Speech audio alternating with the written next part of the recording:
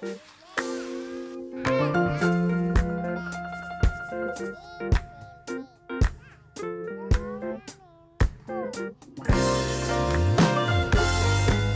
I wouldn't consider my travel packing to be worthwhile documenting, particularly for a family trip, but we just spent 10 nights away over Christmas with family interstate, and my brother-in-law also got married, and we also had to factor in the random hot cold nature of the Victorian weather. And I managed to pack all of my clothing bits, plus my usual travel things, like my PJs, my slippers, my gym gear. I even took my laptop and my cameras away with me. And all of that stuff made their way there and back as carry-on only. I didn't need to check anything in, and I made use of every single item.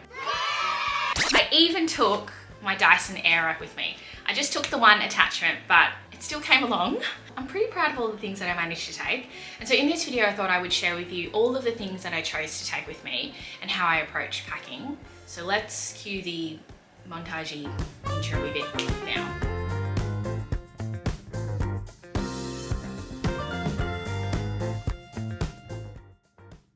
Did I mention I was proud of myself? Though I think it's really easy for me to feel chuffed now that I'm on this side of the trip, now that we've been home for a couple of weeks and I have an opportunity to reflect on the amazing job that I did with the packing. But I remember before we left and planning for it at the time, I was really quite stressed about it.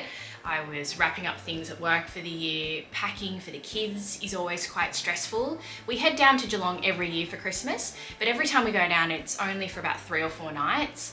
And this time we were going down for 10 nights, just because my brother-in-law was getting married. We just decided to stay on until Christmas as well. And every year that we go down, the kids always end up getting sick. They always end up catching a cold from the change in weather, probably lack of sleep from playing with their cousins. And so I was worried about whether or not they would get sick. Spoiler alert, they did. But I was also really conscious of the fact that I didn't want to overpack myself. And that said, there were some unavoidable bulky things that I needed to take. I needed to take an outfit for the wedding, heels for the wedding, and the air wrap as well, because I was doing my sister-in-law's hair and my hair, and it just ended up being something that I needed to take. Now, we had the option of checking bags in. That wasn't an issue. Our tickets allowed for us to check in 3 large bags. But with all of the nightmare stories that we've heard about lost luggage, we just didn't want to be in that situation, particularly with my brother-in-law's wedding. We didn't want to find ourselves scrounging around for clothes on the day of the wedding. And so we made sure everything we carried on with us, and we pretty much checked in 2 empty large bags with nothing in them, so that we could bring back all of the things that the kids got from Santa and from family for Christmas. Because Santa doesn't leave presents under our tree in Sydney. Santa knows where we are. Santa will follow us, and Santa will leave things under Nanny and Pa's tree in Geelong. I had to explain that in detail to the kids. So the bags that I used, which are keeping me company right here, the star of the show would have to be the July carry-on case, which you would be acquainted with in watching my business travel videos.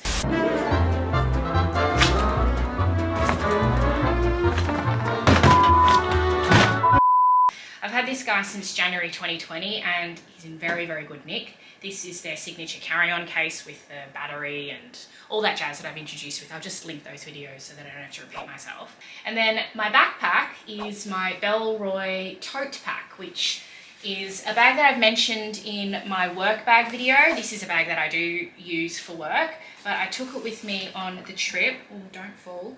And it pretty much housed all of my electronics. There's also a clip here which my hat attaches to, which I also took with me on the trip as well. Both the clip and the hat. And obviously the whole family went, my husband and our 4 kids, and everybody had bags.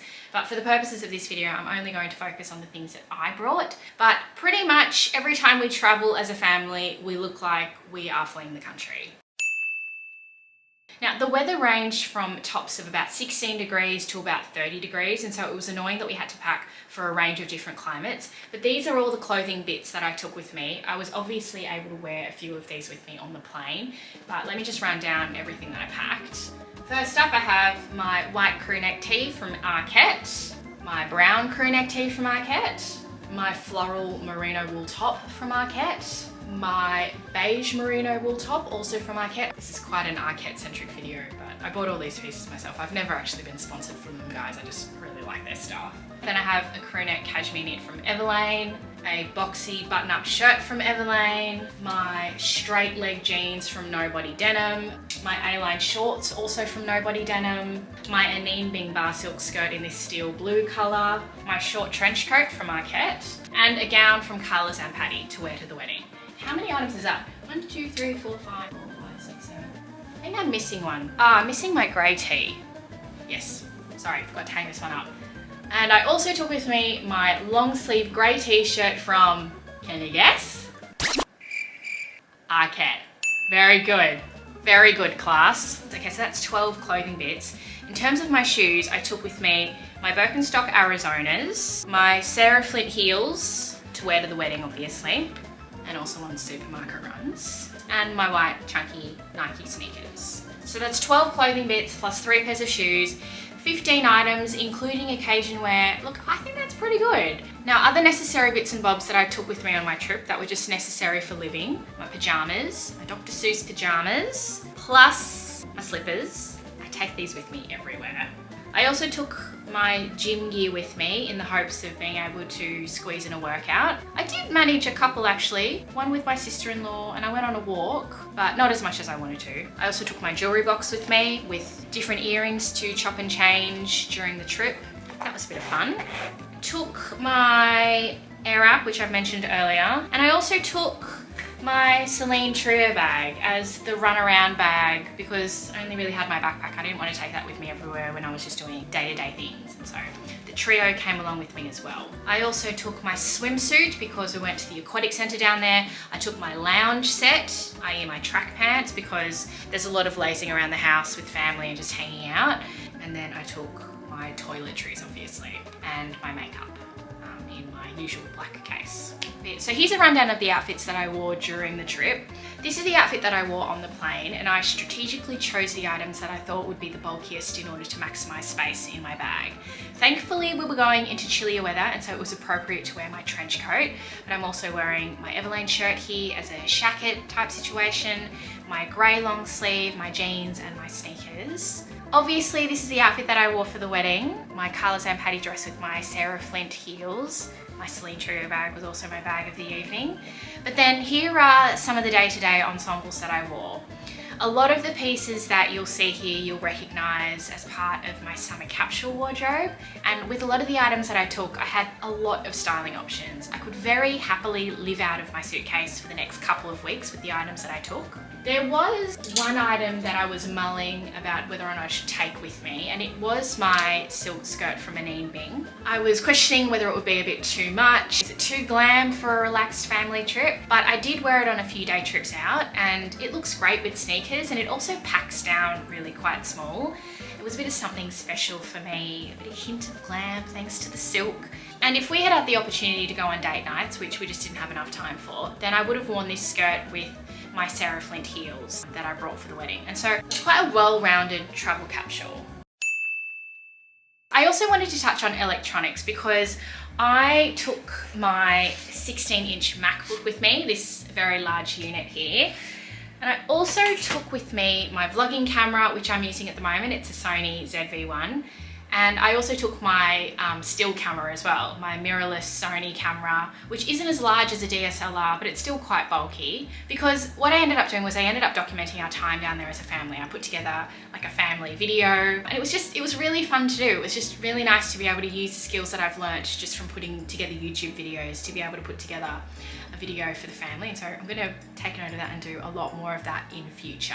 I was umming and ahhing about whether or not to take the electronics with me, but I'm really glad that I did. And there was one thing that I bought for the trip in order to take all of the gear, and it was this tech case here from Bellroy, which ended up being the MVP of my trip. I used this thing so much. It's so basic and simple, but it's just got all of these compartments for chargers and cables and my external hard drive. This ended up being something that I used every day. It kept everything really tidy and neat and ordered. And so I would highly recommend that if you're traveling with tech and electronics that you invest in a tech case. There are heaps around, you don't have to get this specific one, but this particular one really worked for me, and it fit everything. My laptop charger, camera charger, the iPad charger, I even took the iPad with me just to keep the kids entertained. Just everything just fit inside this case, and so really, really pleased that I got this.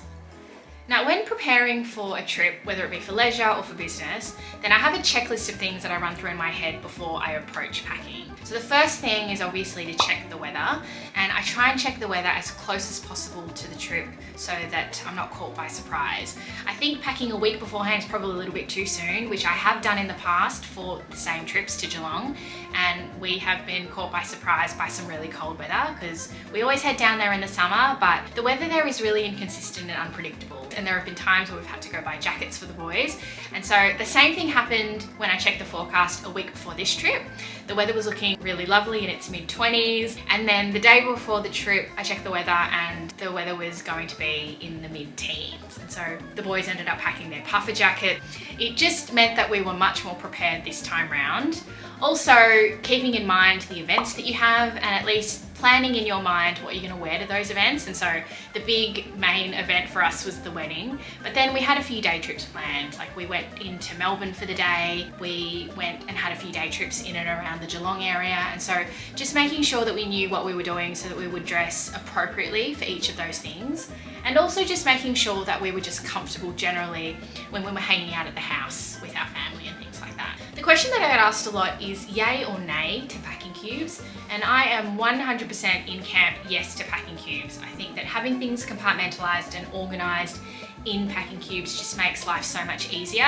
I have a set of packing cubes from July, and I've even got some extra ones from there, and I use to pack the boys' things as well. We keep the boys' things separated and just compartmentalized, and it makes it easy for them to get a grip on what they've got as well. And so I am 100% team packing cube, and it has made our travel so much easier, and so I'll link all of that stuff down below. So I hope you found it useful to hear all of the things that I chose to take with me on my trip. I really tried to approach my packing from a minimal mindset, but I also wanted to make sure that I didn't miss out on anything and I wasn't going without anything.